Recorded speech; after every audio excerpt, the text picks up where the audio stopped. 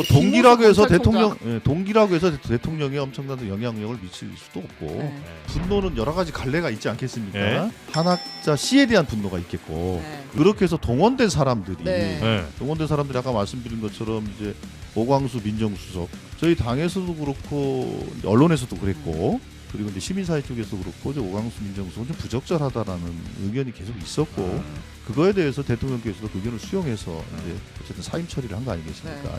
저희들은 그런 가능성도 배제할 수 없다라고 생각합니다. 국민의힘 해체되는 내란에 동조했다 하는 것들이 확인이 된다면 네. 그거는 뭐 피할 수 없는 것이 아니냐 이런 생각을 갖습니다. 장동혁 대표는 좀 목표지향적인 측면이 좀 강한 것으로 보여집니다. 정치적으로 성장하기 위해서 그런 목표들을 세우고 목표를 쫓아가다 보니 그 속에서 이제 어떤 수단과 방법을 선택함에 있어서는 약간 좀 이해하기 어려운. 네, 이번 시간은 저희가 인터뷰 시간인데요. 조승래 더불어민주당 의원님 모시고 지금 뭐 특검 관련된 이야기도 좀 여쭤보기도 하고 그 다음에 검찰 개혁에 대한 얘기도 잠깐 좀 여쭤보도록 하겠습니다. 물론 국민의힘 당대표 장동혁 당대표와 또 묘한 인연이 있으셔서 그것도 한번 같이 여쭤보도록 하겠습니다. 조승래 의원님 어서 오십시오. 예, 더불어민주당 사무총장을 맡고 있는 조승래 국회의원입니다. 네, 반갑습니다. 반갑습니다. 어서 오십시오. 자, 그리고 오늘은 커큐민 때문인가요? 노란색 의상이 많이 보이는데 우리 최윤경 기자님 어서 오십시오. 정신 차리십시오. 안녕하십니까? 네. 반갑습니다. 자, 우리 조승래 의원님은 장동혁 지금 국민의힘 대표랑 매우 절친. 절친까지 갑니까? 절친은 아니고요. 네. 같이 출마를 하셨었죠? 절친이라기보다는 이제 경쟁을 했던 사이죠. 네. 2020년, 예. 그러니까 21대 국회의원 선거에서 네. 제가 재선을 할 때였는데 네. 그때 저희 대전 유성구 갑 선거구에서 저는 이제 더불어민주당의 후보로 네. 그리고 장동혁 대표는 그때 지금 국민의힘 전신이 아마 미래통합당인가 했거든요. 네. 미래통합당 후보로 해서 일합을 겨뤘던 적이 있습니다. 근데 너끈하게 승리했죠 그때. 네. 그래요? 네, 그렇죠. 선거 이후로 근데 굉장히 그 칭찬을 많이 하신 것 같은데. 선거 이후로 한다기보다는 이번에 이제 대표가 됐을 때 예. 제가 SNS에 이제 글을 올렸는데 사실은 그때 그랬거든요. 그때 한참 코로나 시기에 그 선거를 치렀기 때문에 2020년. 예, 그렇습니다. 그때이기 때문에 사실은 되게 선거 운동을 하기가 되게 조심스러웠거든요. 네. 그러다 보니까 거리에서 부딪히는 것보다는 이제 TV 토론 같은 데서 주로 이제 부딪힐 수밖에 없었는데 그때 이제 TV 토론을 진행을 할 때 뭐 장동혁 대표가 상당히 상대의 얘기를 잘 경청해 듣고 그리고 공감해주고 네. 물론 뭐 저도 장동혁 당시 후보의 이 정책이나 제안에 대해서도 공감해주고 되게 훈훈했어요. 그러니까 이제 실제로 그걸 지켜봤던 많은 시민들이 야, 정치 토론을 저렇게 할 수도 있는 거구나. 뭐 인신 공격이나 비난, 비방 없이도 토론이 선거 토론이 가능하구나라는 네. 좀 좋은 사례 중에 하나로 지금까지도 회자가 됩니다. 예. 누구한테 근데- 회자가 되는 거예요? 지역에서요. 대전 유성갑 지역 지역에서 그렇습니다. 국민들이 그래 이것도 가능하구나라고 했다는데 지금은 완전 예상하지 못했던 모습으로 그럼 돌변한 거예요?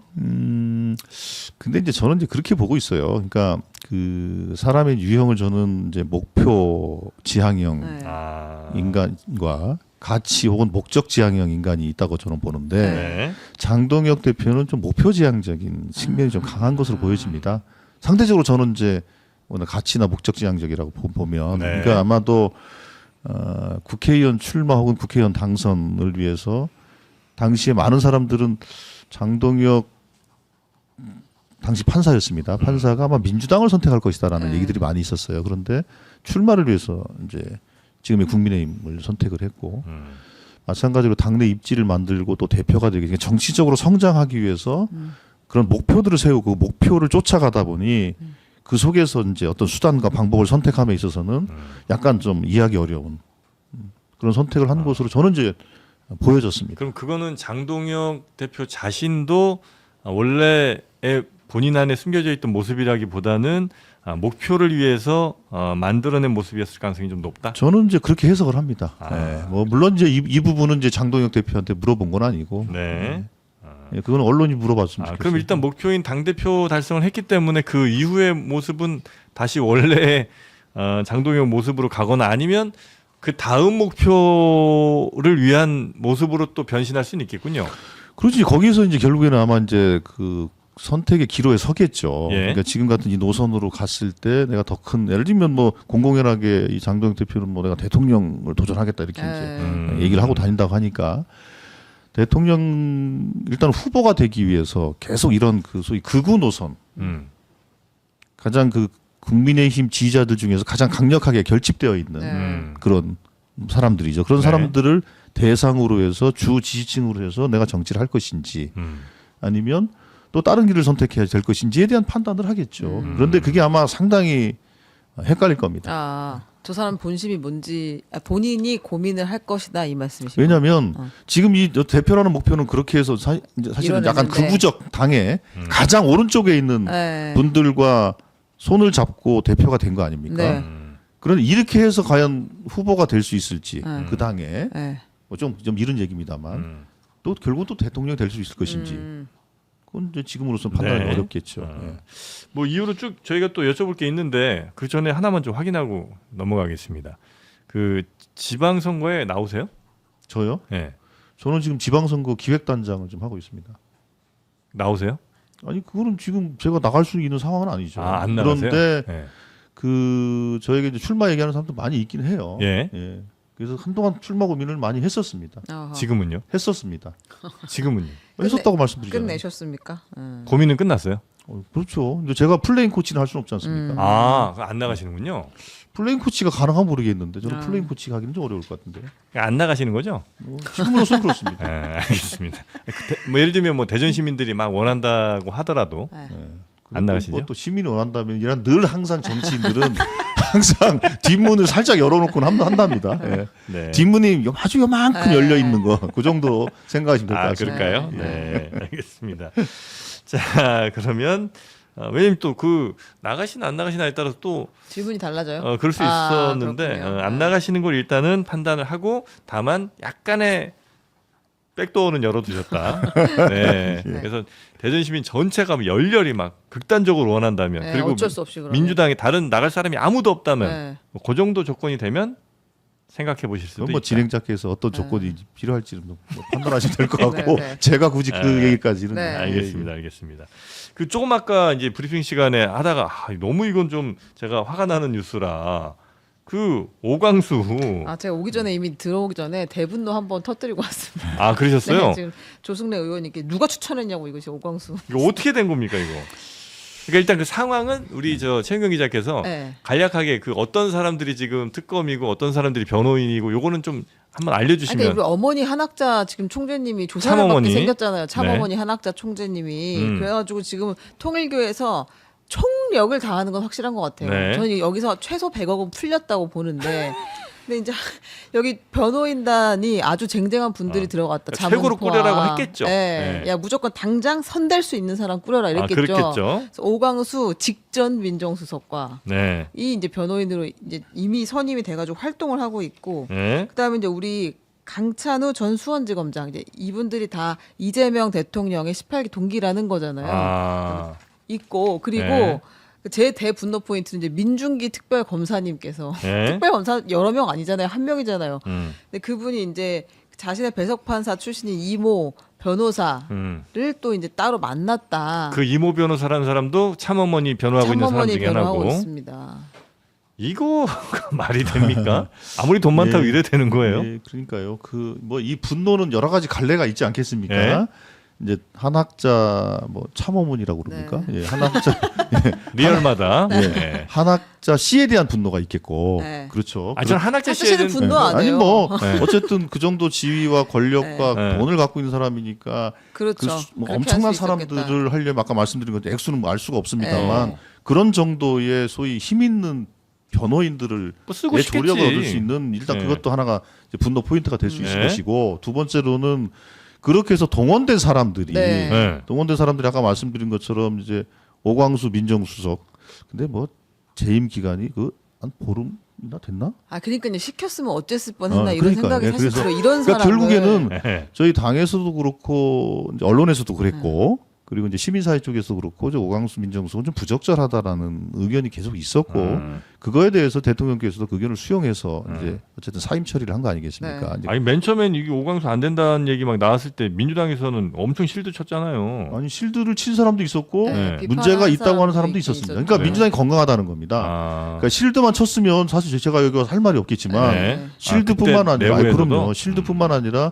공개적으로 혹은 비공개적으로 오광수 민정수는 안 됩니다라는 의견을 계속 대통령께 또 대통령실에 전달을 했고 그 네. 결과 그걸 수용을 해서 이제 사임하도록 한 것이니까 네. 그런 것이고 이제 분노의 지점은 거기에 있는 것이죠. 네. 그래서 글쎄 뭐 오광수 그 변호사나 지금 이제 아까 말씀하신 뭐 누굽니까 그 대통령의 뭐 18 뭐 강찬호? 동기라, 네. 이런 네. 사람들이 그리고 예, 저기 뭐 이제 동기라고 해서 김호수 검찰총장. 동기라고 해서 대통령에 엄청난 영향력을 미칠 수도 없고 네. 네.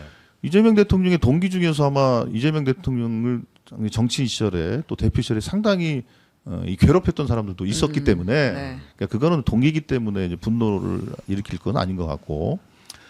근데 문제는 그 이런 행위들이 과연 그 수사와 나중에 이제 기소 그리고 재판에 영향을 줄 것인가 여부가 제일 중요한 것 같습니다. 네. 그런데 그런 점에서 보면 뭐 사실은 이제 이재명 대통령이나 저희 당 입장에서는 우리 특검의 수사나 기소 과정 또 재판 과정에 저희들이 사실은 관여하거나 개입할 뭐 상황도 아닌 것이고 네. 저는 그 특검이 원칙대로 잘 할 것이라고 생각합니다. 근데 감시를 좀 더 철저하게 하긴 해야 될 것 같은 게 이제 민중기 특검이 지금 특검보들도 사실 사건 관계자들 변호사한테 그렇게 친절하게 만나주거나 하지 않아요. 조율을 할 뿐이고 그리고 이제 그 과정에서도 아주 차갑게 대한단 말이에요. 근데 특검이 별도로 이렇게 누군가를 만나서 25분씩 안부를 묻고 한다는 것 자체가 저는 진짜 이거는 매우 큰 그건 문제다. 적절하지 않은 겁니다. 네. 맞습니다. 예.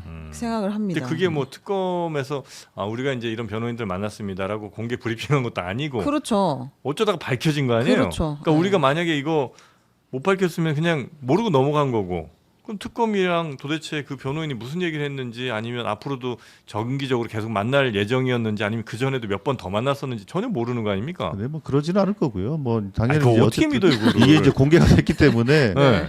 이제 감시의 눈은 훨씬 더 네. 많고 아니, 그럼 그러기 공개 안 쉽지 않을 됐으면 어떡할 거고. 뻔했냐는 거예요. 이게 이제 예를 네. 들면 그 과거 다른 특검에서 네. 과연 이런 분들이 이제 피의자 혹은 뭐 저 사건 대상자들하고 뭐 대상자들하고 접촉은 뭐 조사 과정 속에 있겠지만 네. 그 변호인들하고 그 접촉이 뭐 통상 있어왔던 것인지 네. 또 그런 것도 좀 또 확인도 해봐야 되겠죠. 네. 뭐 그러나 특검에서는, 네. 만약에 그렇게 해서 어떤 그 이 법적인 그리고 원칙적인 이런 것들이 훼손되거나 네. 뭔가 다른 것들이 작용한다면 그건 네. 말이 안 되는 거죠.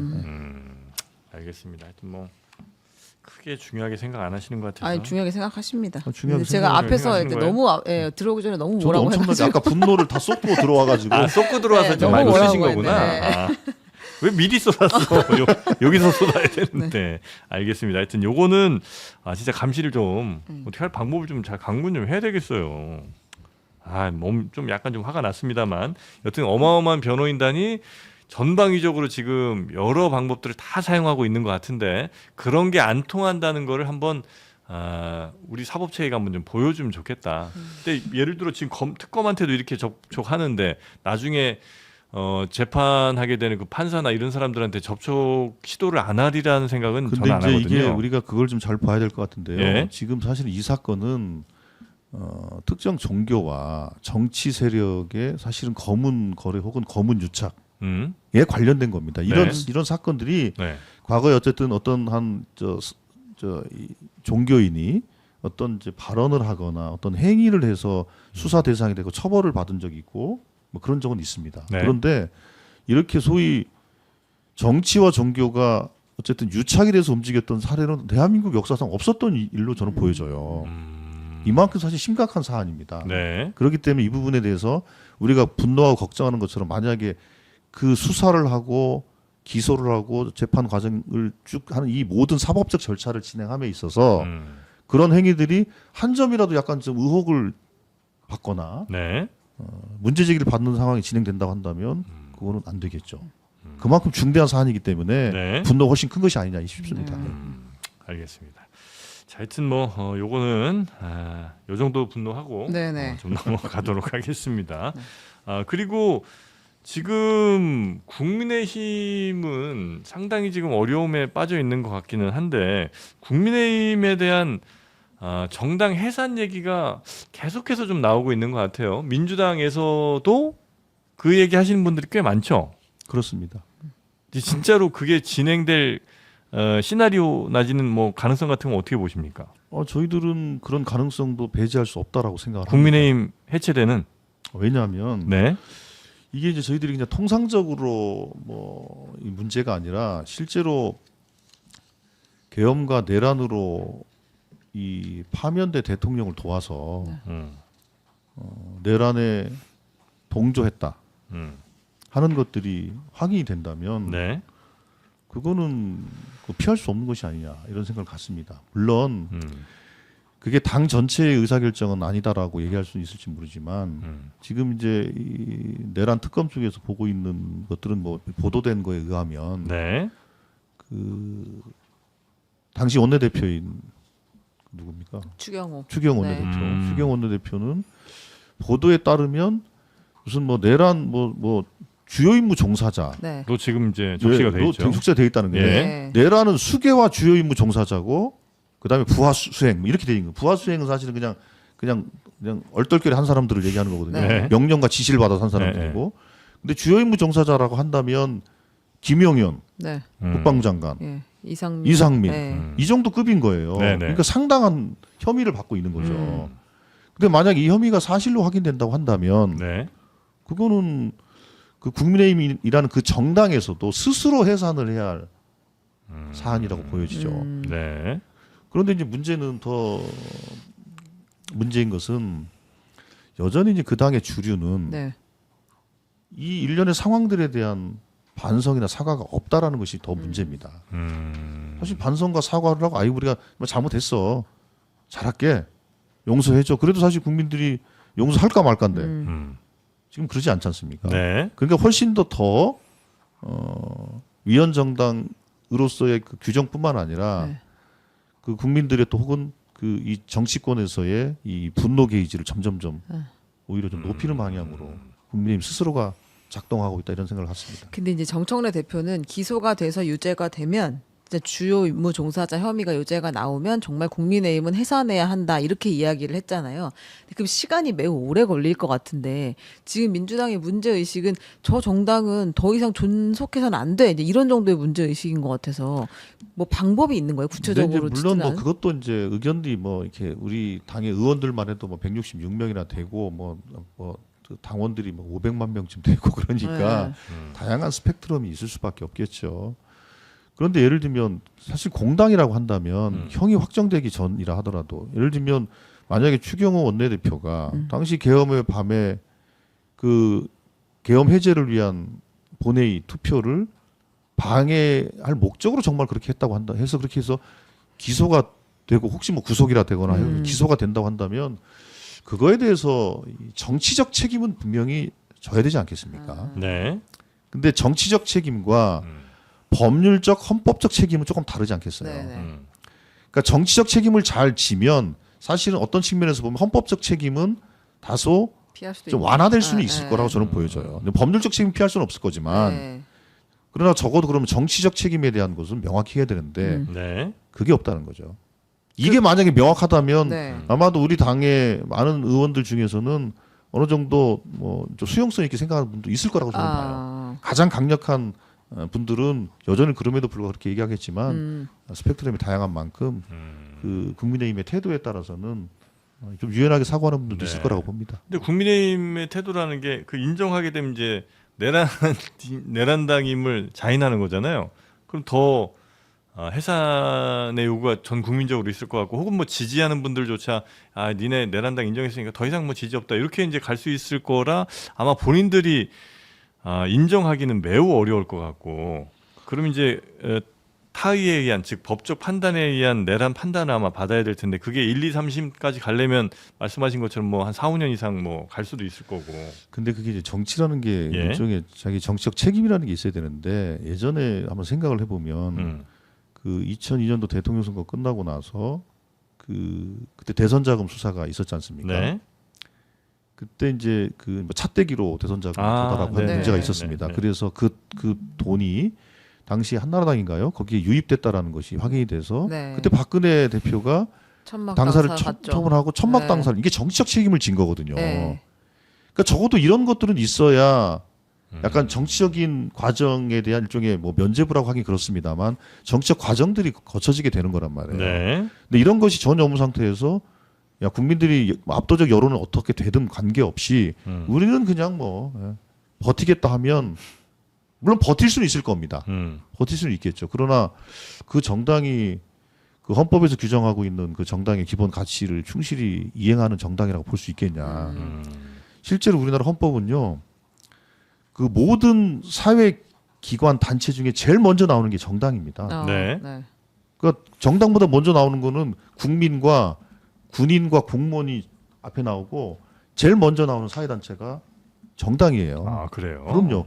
그 정당 나오고 그 다음에 이제 무슨 대통령, 이 국회, 아, 국회 그래요? 대통령 그렇게 나오게 돼 있어요. 어. 정당이 그만큼 중요한 것이 그렇기 때문에 정당에 대한 회사는 위헌정당으로 헌법재판소가 판단하게 된 이유가 거기에 있는 거거든요. 네. 그만큼 정당에 갖는 가치가 매우 크기 때문에 그 헌법적 가치를 저버린다 그러면은 그거는 위헌정당 해산의 대상이 될 수밖에 없죠. 네. 앞으로 국민의힘이랑 어쨌든 뭐 사무총장이시니까 뭐 직접 만나신지는 잘 모르겠습니다만 여튼 뭔가 국회 내에서 계속 일을 하긴 하실 거 아니에요. 해야 그럼요. 되기도 하고. 그럼요. 네. 근데 지금 대화 상대로서는 충분히 가능한 상태이긴 해요. 이제 그 대화라는 것이 이제 당대 당 차원의 대화가 있고 또 네. 원내와 원내 국회에서 네. 관계가 있고 상임위 내에서 또 간사들끼리 또 관계가 있고 여러 네네. 가지가 있거든요. 네. 여러 가지 층위들이 있는데 사실은 당대 당으로 가면 여전히 그런 정치적 쟁점들이 해소되지 않은 상황이기 때문에 사실은 어렵고. 좀 많이 어려운 건 사실이고 그러나 여전히 이제 국회라는 것을 여야가 같이 구성을 하고 있기 때문에 네. 예를 들면 저 국회 운영과 관련된 협의라든지 뭐 이런 것들은 하지요. 그리고 상임위 차원에서 어떤 안건을 올리고 회의를 어떻게 진행할 것인가에 대해서 물론 뭐 일부 상임위에서는 뭐 충돌도 크지만 법사위. 뭐 여러 그렇죠. 근데 그런 과정들은 다 다양한 층위에서 다양한 형태로 진행이 된다. 네. 이제 그렇게 이해하시면 될 것 같습니다. 정청래 장동혁 대표는 만납니까? 이미 뭐 만날 수 있는 계기들이 많이 주어질 겁니다. 그 어떤 만날 행사에서 것이다. 만나게 될 네. 것이고 뭐 지금 이제 조율을 하고 있는 것으로 알고 있습니다만 여야 그 어쨌든 회담? 그렇죠. 대통령이 이제 여야 대표들을 이제 초대를 해서 네. 뭐 순방 성과를 설명한다든지 할 때 자연스럽게 만나게 되죠. 아, 뭐 장동혁 오니까 난 안 가. 뭐 이렇게는 안 하니까요. 악수도 하는 거죠. 뭐 이런 악수, 질문 자체가 되게 없어 보이긴 하는데 악수를 하는 거죠. 뭐 악수를 하게 되면 하지요. 아, 예, 그렇겠죠. 그 전쟁터에서 서로 적군끼리도 악수하는데요. 네. 그럼요. 예.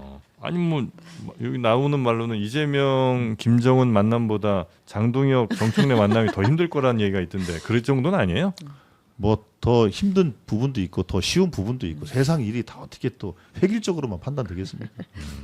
아니 근데 어떻게 이렇게 마음이 편하세요?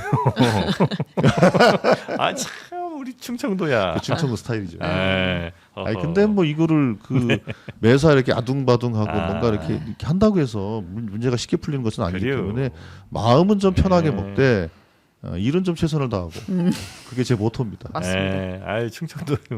네, 알겠습니다. 자, 하여튼 뭐 국민의힘과는 지금 당장 당대당으로 뭔가를 하기는 매우 어려운 상황이나 그래도 국회에서 꼭 해야 될 일 혹은 뭐 상임위 등 여러 차원에서 해야 될 일들은 또 하고 있고 앞으로도 하게 될 것이다. 그렇습니다. 네. 그리고 이번에 그 저 국민의힘 사무총장으로 정의용 총장을 임명하지 않았습니까? 네. 제가 또 난도 보내드렸어요. 아. 그럼요. 예. 소리 소문 없이 다 챙기고 있습니다. 네, 알겠습니다. 요거는 이게 지금 매우 중요한 이슈인지는 모르겠습니다만 그 이재명 대통령에 대한 그 예전에 뭐 피습 있었잖아요. 암살 시도라고 얘기하는 요거를 지금 민주당에서 다시 진상을 좀 확인을 해야 된다 이런 얘기가 나오고 있는 것 같은데 요거는 어떻게 되는 내용입니까? 예를 들어서 과거에 뭐 그 국정원에서 보고서가 나왔는데 이 사건에 대해서는 뭐 테러로 지정하면 안 된다 등등의 얘기가 있었다는. 네네. 아, 요거 이제 박선원 의원이 이야기를 했는데 네. 이제 국정원 보고서라고 하면 조금 어렵게 느껴지는데 김상민 있잖아요. 검사.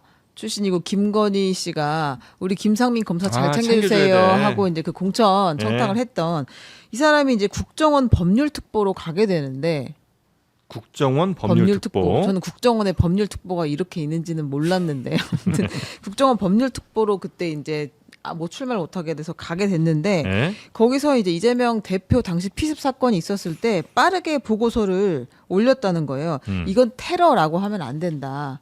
테러로 지정하지 말자. 그리고 이제 그 살해하려고 했던 시도를 당시에 이제 피습했던 당했을 때 흉기가 매우 길고 뭐 18cm 정도 됐다고 하는데 그걸 커터칼 뭐 테러 사건 이런 정도로 이제 축소를 하려고 했다. 이런 의혹들이 나오고 그리고 사건 직후에도 그때 이제 사건 현장을 너무 빨리 정리했다는 그 물 청소하고 뭐 예, 이랬다고. 의혹이 계속 나왔잖아요. 왜 그 입고 있었던 셔츠는 폐기물 처리장에 가 있고 보통은 현장을 보존하는 게 기본인데 물로 왜 다 그 핏자국 같은 걸 빨리빨리 정리하고 했느냐를 의혹을 계속 제기해 왔었는데 그게 이 김상민 보고서를 통해서 아, 뭔가 공작이 있었다라는 이야기까지 온 것 같고 네. 그 뒤에 이제 최근에 나오는 이름은 김충식 씨 이름이 나옵니다. 김충식이는 최은순 씨, 김건희 씨 어머니의 아. 찐친 절친. 소울메이트. 네. 이 이제 뭔가 여기 연관되어 있다라는 이야기까지 의혹이 나오고 있는 상황이죠. 네. 그러니까 당시에 이제 그 사건 규정에 대해서 뭐 언론에서도 어쨌든 이제 뭐 보도를 하려면은 이게 이제 당시에 야당 대표에 대한 암살 테러 시도냐 이렇게 이제 쓸 수도 있고 아니면 뭐 커터칼 무슨 피습이냐 이렇게 쓸 수도 있는데 국정원에서는 이걸 이제 사건을 좀 축소하려고 노력을 많이 좀 했었다는 거죠.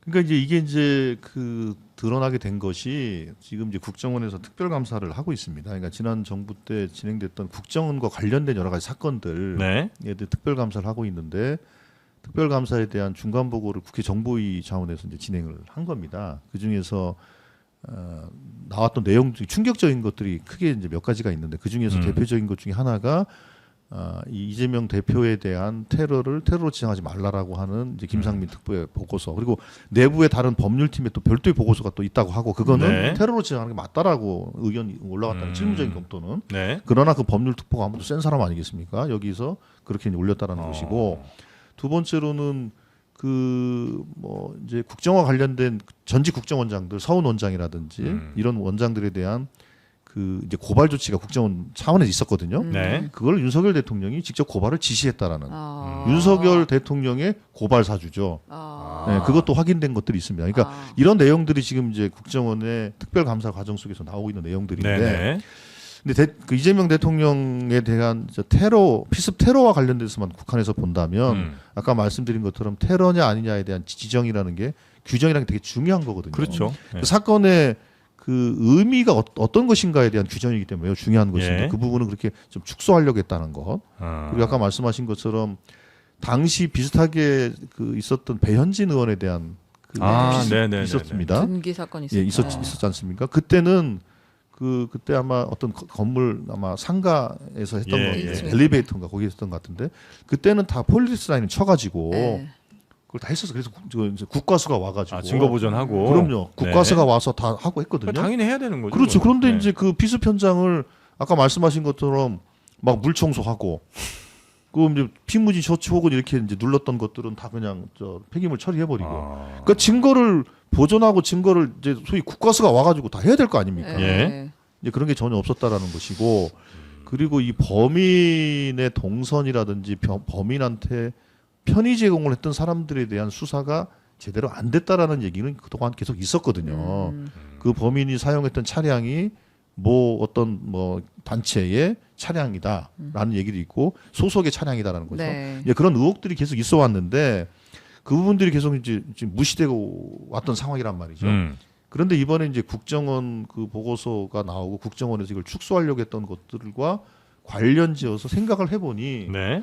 뭔가 이제 정권 차원의 이 축소 시도가 있었던 것이 아니냐. 이제 그렇게 의심을 하게 되는 것이고 그러니까 이 부분에 대해서는 조금 더 추가적인 수사 혹은 그 이 관련 기관 혹은 어떤 권력 어떤 사람이 어떤 힘이 어떻게 작용했는지에 대해서 한번 좀 들여다볼 필요가 있지 않겠냐라는 얘기들이 당내에서 있었고 어제 저희 당의 그 최고위원 회의에서 그런 최고위원들 중에서는 뭐 검찰 수사 그 수사기관에 대한 수사 혹은 뭐 국정조사 뭐 이런 얘기까지도 나왔습니다. 그러나 이건 아직은 이제 우리 당의 정리된 의견은 아닙니다. 네. 그 김충식 씨 관련된 의혹은 뭐예요? 그러니까 김충식 씨가 이 테러를 사주했다 혹은 뭐 뒤에서 뭐 지원을 했다 이런 건가요? 근데 그 실제 테러한 사람하고 예. 뭔가 연관성이 있다라는 취지인데 최은순 씨가 부동산 투자를 하는 곳 중에 하나가 이제 충남 아산이 있었고 네. 이 사람이 거기서 부동산 중개업을 하고 있었고 그리고 이제 그 테러 당일에 이 네. 사람을 암살한 사람을 차에 태워준 사람의 이제 이름이 김충식의 수첩에 적혀 있었고 하니까 뭔가 연결고리가 차를 태워준 사람의 이름이 예, 김충식 수첩에 적혀 있었다. 그러니까 뭔가 뭐 사주까지는 모르겠으나 아무튼 연결고리가 있지 않느냐는 의혹이 지금 나오고 그렇죠. 뭐 있는 연관성이 것이죠. 있는 거 사람들이 약간 의심할 수 있는 소재가 나오고 있어요. 그러니까 예를 들면 아까 말씀하신 것처럼 뭐 수첩에 어제 편의 제공을 했던 그 차량 소유주의 뭐 이제 속해 있는 그런 단체 단체의 이름이 수첩에 써 있고 뭐 액수 뭐 몇 억 이렇게 써 7억 있고 뭐 이렇게 그렇죠. 써 있고. 뭐 이런 것들이 자꾸 이제 하다 보니까 이런 것들이 이제 뭐 음모론이라고 치부하는 사람이 있을지 모르겠지만 그런 소재들이 자꾸 여기저기서 나오니까 네. 그거를 조금 더 한번 뭐 규명을 좀 해볼 필요는 있는 것 같습니다. 근데 이런 예를 들어 뭐 사주에서 누군가를 뭐 해하라 이런 것들이 있을 경우에는 그 범죄 밝혀내는 게 아주 어려운 일은 아닐 텐데 왜냐면 뭐 돈이 당연히 어딘가에서 오고 그렇죠? 예, 뭐 했을 것이고 네. 연락을 당연히 아무리 뭐 무슨 대포폭 등을 썼더라도 또 이렇게 추적하면 우리나라 수사 능력 정도면 충분히 아마 밝혀낼 수 있을 그럼요. 것 같은데. 그러니까 이제 수사 당국의 의지만 있으면 네. 아까도 말씀드린 것처럼 수사 당국이 그 이제 이 테러 범인의 배후 그리고 이 범인을 누가 어떻게 도와줬고 한 이런 부분들에 대해서는 수사가 안 됐거든요. 이걸 수사를 하라고 계속 저희들이 요구를 했는데 네. 사실 그래서 꼬리 자르기 수사다라고 우리가 계속 비판을 했던 것이 바로 그런 겁니다. 예. 근데 그거는 결국에는 좀 지난 정부 때 이루어졌던 수사이기 때문에 뭐 그런 것을 저는 이해를 하고 있고 그런데 지금 이제 이러한 그 새로운 단서 네. 혹은 소재들이 계속 공개가 되고 있기 때문에 배우가 있는지 그리고 혹은 공범 조력자들이 있었는지 이런 것들에 대해서 혹은 그 수사를 이제 축소 무마 혹은 뭐 왜곡 뭐 변질시켰던 또 어떤 힘이 있었는지 이런 것 좀 살펴볼 필요가 있습니다. 알겠습니다. 자, 그러면 진짜 끝으로 그 내란 특별 재판부는 지금 민주당에서 좀 강력히 의지를 좀 갖고 계신 거예요? 아니면 현재 그 재판에 대한 불만을 표시하는 그 하나의 소통 방식인 겁니까? 일단은 둘 다죠. 우선은 그 내란 특별 재판부 혹은 내란 전담 재판부에 네. 대한 말씀을 드리게 된 가장 큰 배경은 현재 재판부에 대한 이런 그 이제 불만과 불신이죠. 불신이 있는 것이고 그거는 두 가지 의미가 있습니다. 하나는 제대로 된 그 재판 진행을 하고 있지 않은 것이 아니냐 이런 게 하나가 있고 두 번째로는 너무 재판이 너무 좀 늘어지지 않습니까? 네. 늘어지니까 이대로는 또 좀 언제 있으면 끝날지 모르겠다. 언제 끝날 수가 알 수가 없어요. 네. 이렇게 해서는 사실은 이거는 그 소위 그 피의자 인권에도 반하는 겁니다. 피의자. 피의자. 보통 구속 피의자는 구속 피의자. 6개월 안에 1심 그렇죠. 내라고 하니까 구속 피의자 인권에도 반하는 거예요. 왜냐하면 신속하게 저 재판을 진행해야 네. 이 사람의 유무죄를 때리는 그 판단할 수 있는 선고를 할 수 있는 거 아닙니까?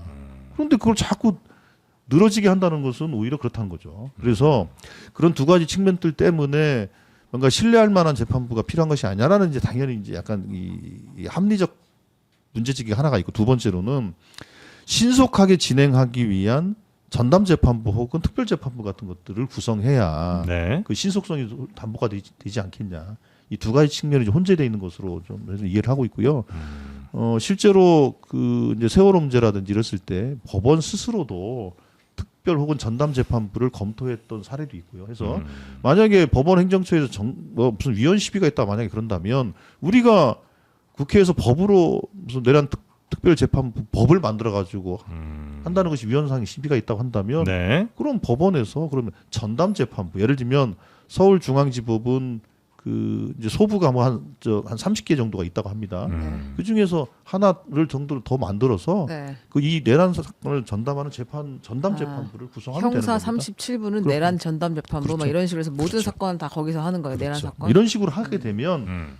크게 문제될 건 없습니다. 아 그래요. 오히려 제가 보기에는 법원이 네. 그렇게 하는 것이 국민들한테도 좋고 제가 보기에 구속돼 있는 피의자들한테도 본인들이 많이 빨리빨리 억울하다 해주고. 그러면 네. 그것이 구속된 상태이든 불구속 상태이든 빨리빨리 재판을 받아서 무죄를 받든 유죄를 받든 하는 게 맞겠지요.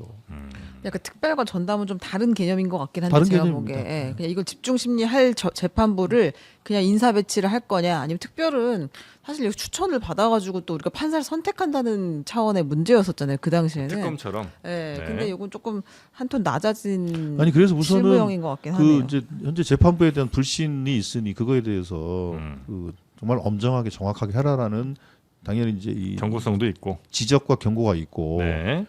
그리고 그게 담보가 안 되면 당연히 입법적 조치를 할 수밖에 없는 거다라는 얘기고 그러니 과거에 법원에서도 검토했던 것처럼 네. 그럼 스스로 특별재판부 전담재판부를 구성해서 해라라는 요구가 현재까지 있는 거죠. 네. 근데 이게 수용이 안 되면 뭐 저희들은 다음 스텝을 또 가야 되겠죠. 알겠습니다. 자, 장동혁 대표부터 특별재판부까지 네. 여러 가지 이렇게 여쭤봤는데 그래도 다 이렇게 친절하게 말씀을 해주셔서 너무나 감사합니다. 아니 전직이 수석 대변인이잖아요. 그래서 항상 그런가요? 선을 네. 넘지 않고 그러니까. 제목을 주지 않는 정신이 있으세요. 근데 뭐 다 듣다 보면 별로 이렇게 건질 만한 얘기. 맞아요. 제목을 안 뽑아주잖아요. 네, 제가 느낀 거랑 지금 정확합니다. 그러니까 상방과 하방이 다 막혀 있는. 네, 근데 대답은 다 해주는데 네, 어떤 주식을 보는 것 같은 답답한 주식 있잖아요. 별로 오르지도 않아, 뭐 이게 떨어지지도 않아, 팔기도 어려워. 네, 그런 하는 주식. 건데 안 하는 건 아니고 그렇지만 지금 당장 하지는 않을 거는 좀 네. 지켜보는 그런. 이래야 되는구나. 이래야 수석 대변인입니다. 네, 근데 또 속 시원하게 얘기할 때는 또 해야겠죠. 네. 그럴 때 없잖아요. 뭐 있죠. 아니, 많지는 않아요, 있죠. 근데 주로 이제 정책적인 문제나 이런 걸 네. 얘기할 때는 네. 사실은 그런 걸 좀 하죠. 그런데 이제 정치적 주제들은 이게 변수가 워낙 많기 때문에 네. 그렇기 때문에 조금 조심스럽게 얘기하는 건 있습니다. 그렇습니까? 알겠습니다. 또 오랜 또 훈련, 또 정치권에서 오래 또 계시다 보니까 네. 그런 또 사건 사고 터지는 걸 또 미연에 또 방지하시는 뭐 그런 수려함이라고 여기서 보겠습니다. 이제 이런 경우가 많거든요. 여기서 한마디 던지고 세게 던지고 나갔는데 맞아. 그 사이에 바뀌어 있어. 그런 경우가 이런 경우가 많아요. 상당히 민망할 때가 그래요? 있습니다. 예. 네. 그런 것도 다 미리미리 미연에 방지하는 네. 조승래 의원님이셨고요. 가시기 전에 이 말씀은 그래 드려야 될 것 같습니다. 인터넷이나 핸드폰이나 아니면 정수기 같은 거 뭐 교체하시거나 새로 살 일이 있으시잖아요. 렌탈하실 때도 있으시고 그럴 때 이것저것 다 한 번에 비교할 수 있는 비교원에서 한번 하시라는 말씀 드리겠습니다. 예, 알겠습니다. 비교원. 비교원. 네. 네. 예전에는 이제 인터넷 비교원이었다가 한 단계 더 업그레이드가 됐죠. 다양한 제품들. 정치도 그런 비교원이 있으면 좋겠네요. 너무 좋은 말씀입니다. 정말 공감합니다. 홍보 잘해드리죠. 정말 공감합니다. 네, 확실히 수석 대변인 다르시네요. 네, 예. 맞습니다. 그 비교원에서 현금 혜택 최대 많이 받으시고요. 네. 128만 원까지 가능한 현금 혜택이 있고요. 그리고 최고 혜택이 만약에 아니면 그 차액의 150%를 더 드릴 수 있으니까 그것도 믿고 한번 비교해 보시면 좋겠습니다. 여기저기 비교해 보시고 그리고 한 번 더 비교원에서 비교해 보시기 바라겠습니다. 원하는 게 많을 땐 비교원, 비교원과 함께 상담해 보시고요. 우리 조승래 의원님은 여기서 보내드리도록 하겠습니다. 또 뵙겠습니다. 고맙습니다. 예, 감사합니다.